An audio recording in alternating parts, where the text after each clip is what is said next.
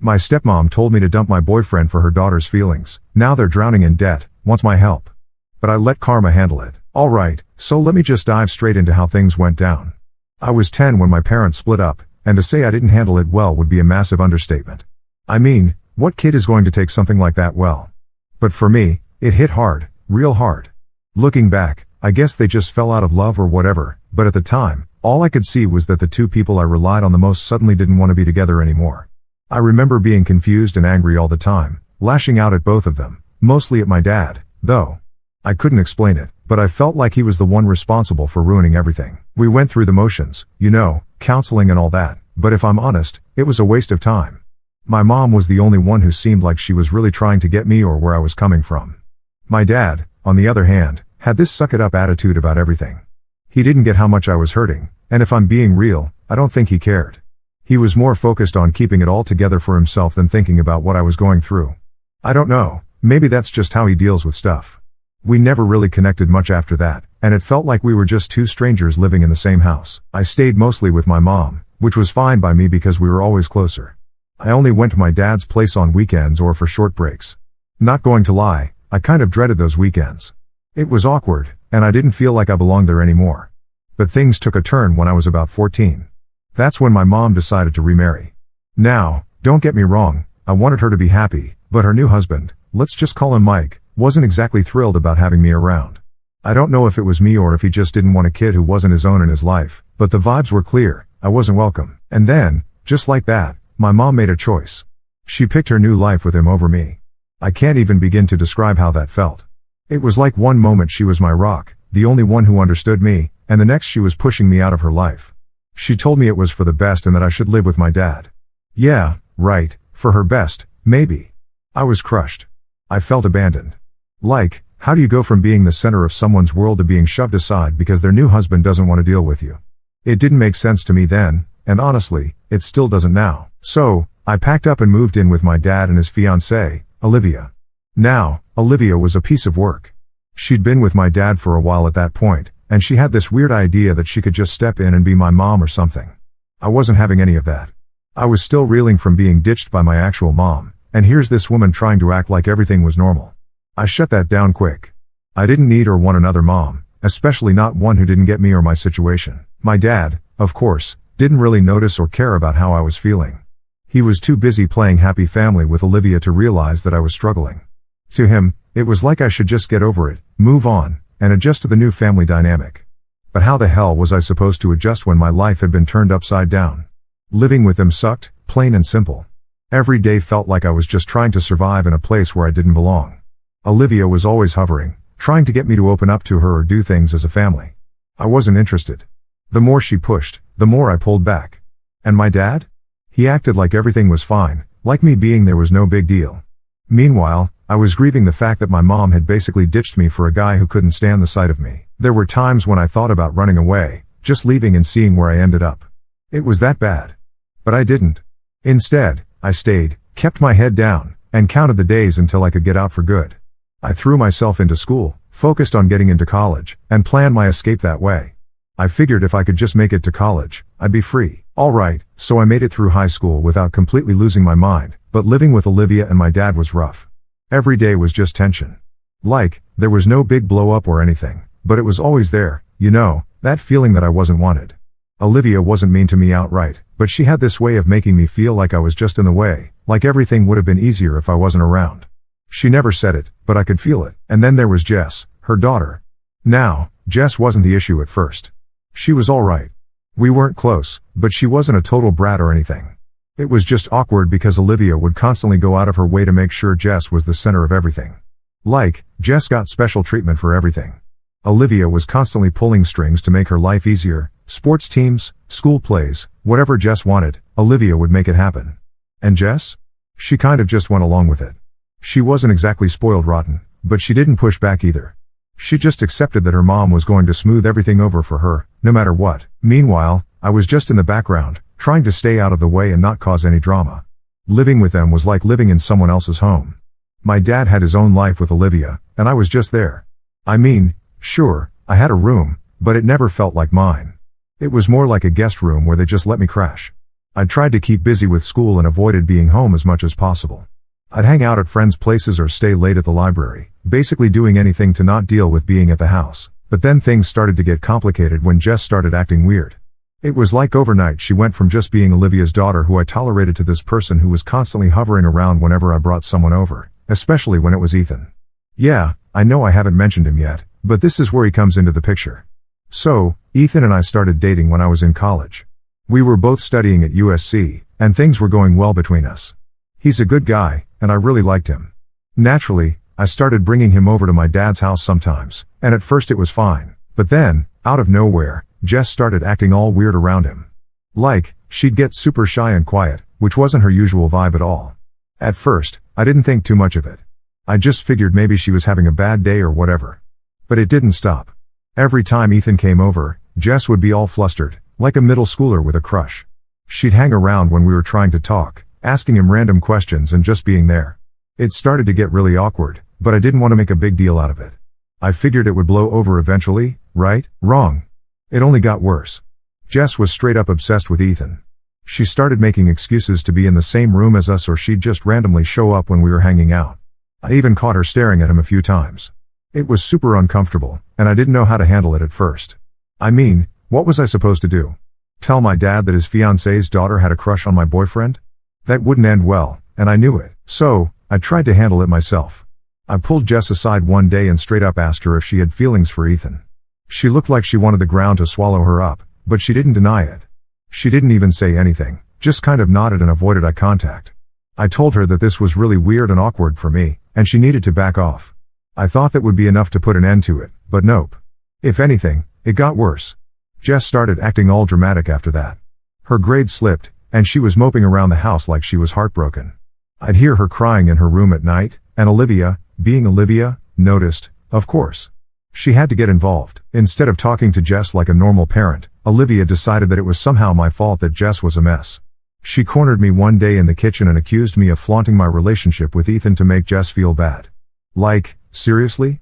How was it my fault that Jess had a crush on my boyfriend? It was ridiculous, but Olivia was dead serious.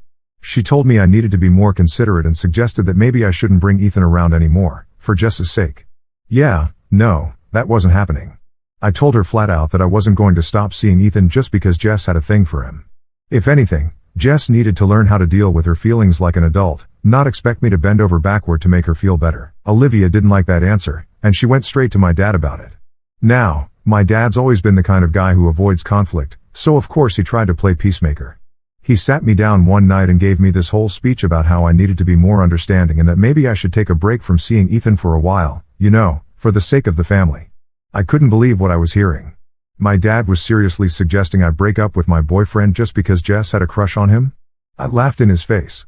I didn't mean to, but it was so ridiculous I couldn't help it. I told him there was no way I was ending my relationship just because Olivia and Jess couldn't handle their feelings. That conversation turned into a massive argument. My dad kept going on about how I needed to think of Jess's feelings and how I was making things harder for everyone. I just kept telling him that it wasn't my problem. I wasn't going to change my life to make things easier for them. If Jess couldn't handle seeing Ethan around, that was on her, not me. By the end of it, it was clear that things weren't going to get any better. My dad was siding with Olivia, and I wasn't going to give in to their demands. The tension in the house was unbearable after that. I couldn't even look at Jess without feeling angry, and every time Olivia opened her mouth, it was just to make passive-aggressive comments about how hard things were for Jess. I knew then that I couldn't stay there much longer. This wasn't my home anymore, and honestly, I didn't think it ever really was. My dad had chosen his new life with Olivia and Jess, and I was just an outsider. I needed to get out, and fast. So, yeah, that's how things went downhill with Jess, Olivia, and my dad. It was like everything was building up to that moment, and once it hit, there was no going back. I was done with the drama, done with the feeling of not belonging. It was time to make a move, and I knew I had to do it soon. So, after that whole mess with Jess and Olivia, things at my dad's house just kept getting worse. I was basically living in a pressure cooker, waiting for the next explosion. Every day felt tense and awkward. If I wasn't at school, I tried to be anywhere but home. It was just getting unbearable. But then things hit a new level of crazy, and that's when I realized I had to get out for real. I guess I should have seen it coming, but it still threw me. One night, my dad asked me to sit down and have a family meeting. Now, if you've ever been in a dysfunctional family, you know that those words usually mean bad news. I wasn't looking forward to it, but I figured, fine, let's get this over with.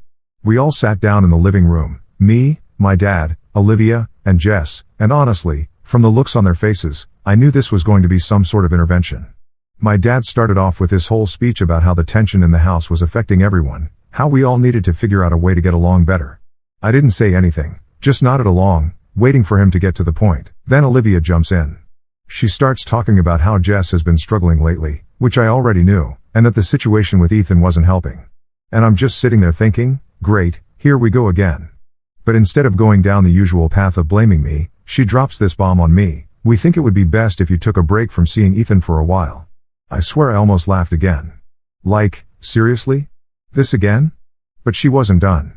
Olivia went on to explain that Jess needed time to process her emotions and that my relationship with Ethan was distracting her from focusing on her own life. She made it sound like I was causing Jess to fail at school or something, which was total BS. At that point, I couldn't hold back. I just said, you can't be serious. You want me to put my life on hold because Jess has a crush on my boyfriend?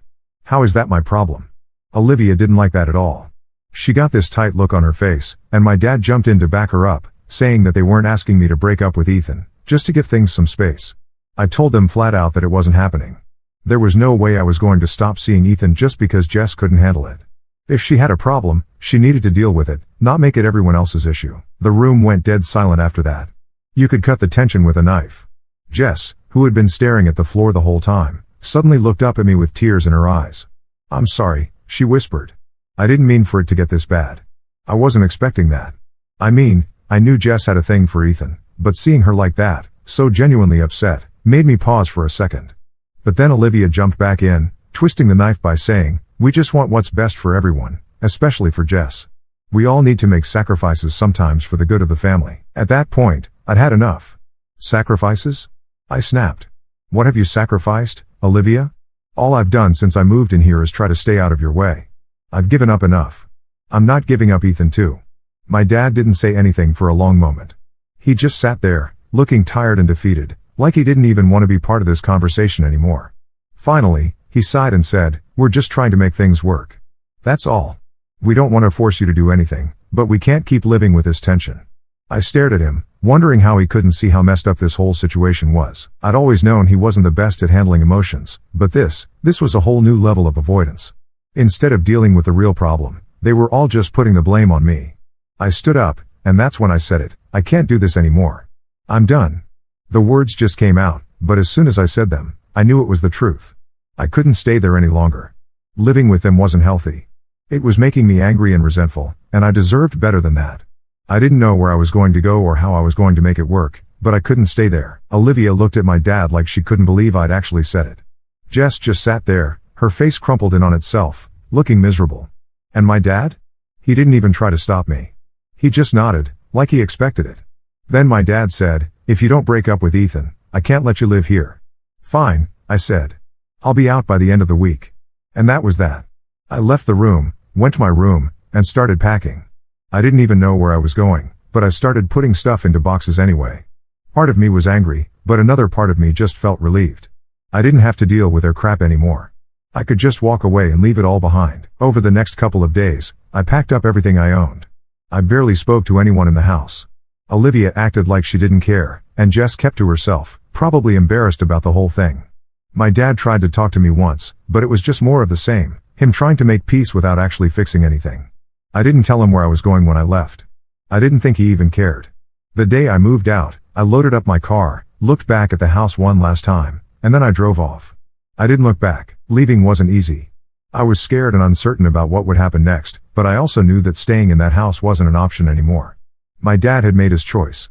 He'd chosen his new family over me, and I wasn't going to stick around and be a second thought in my own life. I didn't really know what the future held for me, but I knew one thing for sure. I was done with the toxic mess my life had become in that house. It was time to figure out who I was and what I wanted without them dragging me down. It was time to start living for me, not for them. So, after I left my dad's house, it was like a weird mix of relief and straight up panic. I had no idea what I was doing. I didn't have a solid plan or anywhere permanent to stay right away, but I knew I couldn't stay in that toxic mess any longer. It was like getting out of a pressure cooker. Yeah, things were calm for a minute, but now I had to figure out how to survive on my own. At first, I crashed at my friend Kayla's place. She had this tiny apartment not too far from campus, and she was cool enough to let me stay with her for a while. I didn't want to be a burden, so I told her it was temporary, just until I figured things out. I started looking for a job immediately, even though I was still in school. I knew I had to start making money if I was going to pay for rent and all that. Those first few weeks were rough. I was working random shifts at a 24-hour diner, mostly late nights and weekends. I didn't have much choice, I needed the money. It wasn't the best job in the world, but it paid enough to keep me afloat. Between working, going to class, and studying, I barely had time to think, and honestly, that was probably for the best. But every now and then, when I had a quiet moment, I'd start thinking about everything that had happened with my family. It was hard not to feel angry and a little lost. I mean, I knew I made the right choice by leaving, but that didn't make it any easier to accept that my dad had chosen Olivia and Jess over me. It stung bad. It felt like I wasn't even part of his life anymore, like I'd been replaced. The worst part? He didn't even reach out after I left. Not a single phone call or text to see if I was okay. It was like I just disappeared, and he didn't care enough to check. That hurt more than I wanted to admit. But I was trying not to dwell on it too much.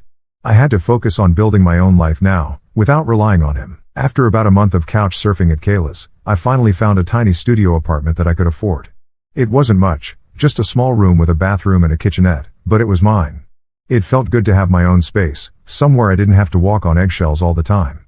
The first night I slept there, I remember just lying on the floor, since I didn't have any furniture yet, feeling this huge wave of relief. For the first time in a long time, I felt like I could actually breathe. But of course, life wasn't going to let me off that easy. About 2 weeks after I moved in, I got a text from my dad. It was short and cold, like he was writing an email to a coworker or something. He said something like, "Hope you're doing well. Let me know when you have time to talk." That was it. No apology, no "I miss you," nothing. Just a sterile message that felt more like an obligation than him actually wanting to talk. I stared at the message for a long time, trying to figure out how I felt about it. Part of me wanted to reply, to open up some kind of dialogue and maybe, just maybe, fix things. But the other part of me, the part that was still pissed off and hurt, wanted to just ignore him. Why should I be the one to reach out when he hadn't bothered to check on me in weeks? Why should I care when he clearly didn't? In the end, I didn't respond. I just couldn't. It wasn't about being petty or trying to punish him. It was more like, what was the point? What could we possibly say to each other that would fix everything? I wasn't ready to go back to that mess, and honestly, I didn't know if I ever would be. Instead, I threw myself into work and school. I was grinding nonstop, doing whatever I could to keep moving forward. It wasn't easy, but it felt good to be doing something for myself for once. I wasn't living under anyone's roof or dealing with their drama. This was my life now, and I was determined to make it work. Ethan was a huge support during this time. He never pressured me about the whole family situation, but he was there when I needed someone to vent to or just to hang out and distract me from everything. He'd come over to my new place after his classes, and we'd sit on the floor, still no furniture, by the way, and just talk about anything but my family. It was nice to have someone who got me without all the baggage attached, but despite trying to move on, I couldn't shake the feeling that something was missing. No matter how much I tried to ignore it, the whole thing with my dad weighed on me. I hated that I still cared. I hated that part of me wanted him to call or show up at my door, apologizing for everything and asking me to come back. But that wasn't going to happen, and deep down, I knew it. Weeks turned into months, and eventually I got into a routine. The diner job wasn't great, but it paid the bills, and I was managing to keep up with school. Kayla and I stayed close, and Ethan was still by my side. I was starting to feel like I had some control over my life again. But every now and then, when I was alone in that quiet apartment, I'd get this nagging feeling in the back of my mind, like, what if I'd made a mistake? What if cutting off my dad wasn't the right move? I kept telling myself that I did what I had to do, that I couldn't stay in that toxic environment, and yeah, that was true. But still, it's not easy walking away from your family, no matter how bad things get. There's always that little voice in your head wondering if there was another way, if maybe things could have been different. But I pushed those thoughts aside, focusing on the fact that I was finally in control of my own life. I didn't have to answer to anyone but myself, and that was a freedom I hadn't felt in years. And even though it was hard, I knew I'd made the right choice. So, that's where I was, living in my tiny apartment, working long shifts, and trying to figure out what my next move was. I hadn't heard from my dad or Olivia since that text, and honestly, I was okay with that. I was starting to build something for myself, and that felt pretty damn good. Alright, so things got messy after I left, but what really surprised me was how bad it got for them. I didn't expect their lives to fall apart like they did. It's almost like karma was just waiting for the right moment to come down hard on them. A few months after I had fully cut ties with my dad, Olivia, and Jess, I started hearing bits and pieces about what was going on with them. I wasn't trying to keep tabs on them or anything, but mutual friends and old neighbors would drop little tidbits in conversations. And from what I heard, their perfect life was slowly unraveling. It started small, arguments between my dad and Olivia, tensions at home. But eventually, things spiraled. Turns out, after I left, Jess really went off the rails. She wasn't just sulking over her unrequited crush on Ethan like she had been before. No, she fully spiraled. She dropped out of college not long after I moved out. At first, it seemed like she was just taking a break, but the truth was she couldn't handle the pressure without Olivia constantly smoothing things over for her. Jess was left to deal with real life, and she couldn't do it. She started hanging out with the wrong crowd, getting into trouble. It got bad enough that Olivia, who once coddled Jess like she was made of glass, couldn't even control her anymore, and that's when things at home went from tense to chaotic. Olivia was freaking out because her perfect little girl was slipping through her fingers, and my dad? He was caught in the middle, trying to keep the peace like he always did. But this time, it wasn't working. I heard that Jess ended up getting arrested twice. The first time was for shoplifting, and Olivia managed to get her out of it, pulling some strings with one of her lawyer friends. But the second time, it was worse. Apparently, Jess had been caught with some drugs at a party, and there was no quick fix for that. She was facing real charges, and Olivia couldn't just throw money at the problem to make it go away. From what I was told, this was the final straw for my dad. He had already been on edge, dealing with Olivia's control issues and Jess's breakdown, but now with legal problems and their reputations on the line, he snapped. They were constantly fighting. Screaming matches, doors slamming, the works. And the thing is, Olivia had no one to blame but herself. She created this mess, but instead of admitting that, she tried to pin it on my dad, saying he wasn't supportive enough or that he wasn't leading the family. Classic deflection. Then there was the financial disaster. I found out through some old neighbors that my dad had made some bad investments after getting pressured by Olivia to expand their wealth. Olivia had always been obsessed with status, having the nicest house, the newest car, and of course, being better than my mom ever was. She pushed my dad to invest in some sketchy real estate deal, thinking they'd make a quick profit. Spoiler alert, it didn't work out. They lost a lot of money, we're talking almost all of my dad's savings. The house they were living in? They were on the verge of losing it. Olivia had spent years pretending they were living the high life, and now it was all crumbling down around them. My dad, who had worked his whole life to build some kind of stability, was now facing the possibility of having nothing. And guess what? Olivia bailed. Yep, when things got too tough for her, she packed her bags and left. She wasn't about to stick around and deal with the consequences of the mess she helped create. From what I heard, she ran off with some guy who had more money, someone she met through one of her fancy social circles. It was typical Olivia, always chasing the next best thing, never sticking around when things got hard. So, there was my dad, left with nothing. His wife had left him, his daughter was in serious legal trouble, and he was drowning in debt. I remember thinking, well, this is what happens when you pick the wrong side. And yeah, maybe that sounds harsh, but I couldn't feel bad for him, not after everything he'd put me through. Then, out of nowhere, I got a text from my dad. It wasn't like the cold, business-like messages from before. This one had some desperation in it. He asked if we could talk, said he needed to explain everything. I didn't respond right away. What was there to talk about? He chose Olivia and her perfect little life over me, and now that it was all falling apart, he wanted to reconnect? I wasn't interested in playing savior for him. But a week later, I got another text, and this one hit harder.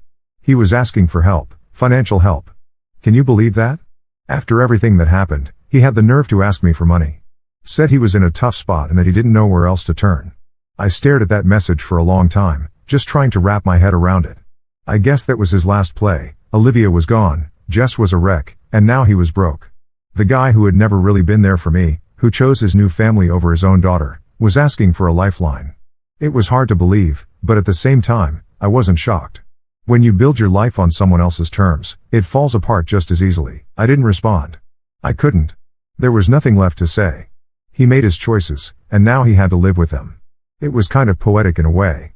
The perfect little life he built around Olivia had crumbled, and now he was left standing in the ruins. Meanwhile, I was doing just fine. I had my own place, my own life, and I didn't need him anymore. That's the thing about karma, it doesn't care how long it takes, it just waits for the right moment to show up. And when it does, it doesn't hold back.